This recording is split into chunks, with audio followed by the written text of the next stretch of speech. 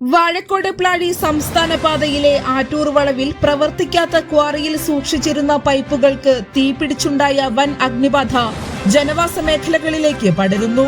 ഇന്ന് രാവിലെ 11 മണിയോടെ ആരംഭിച്ച തീ ഉച്ചയ്ക്ക് 1:30 കഴിഞ്ഞിട്ടും നിയന്ത്രണ വിധേയമാക്കാൻ സാധിക്കാത്തത് പ്രദേശവാസികളിൽ കടുത്ത ആശങ്കയാണ് സൃഷ്ടിച്ചിരിക്കുന്നത്. മുള്ളൂർക്കര പഞ്ചായത്തിലെ ജലജീവൻ മിഷൻ പദ്ധതിക്കായി മുൻ പഞ്ചായത്ത് പ്രസിഡന്റിന്റെ ഉടമസ്ഥതയിലുള്ള ക്വാറിയിൽ സംഭരിച്ചിരുന്ന പൈപ്പുകളാണ് കത്തിയമരുന്നത്. തീ സമീപത്തെ വീടുകളിലേക്കും BRDക്ക് പിന്നിലെ പറമ്പുകളിലേക്കും വ്യാപിക്കുന്നതോടെ വലിയ പരിഭ്രാന്തിയാണ് നിലനിൽക്കുന്നത്.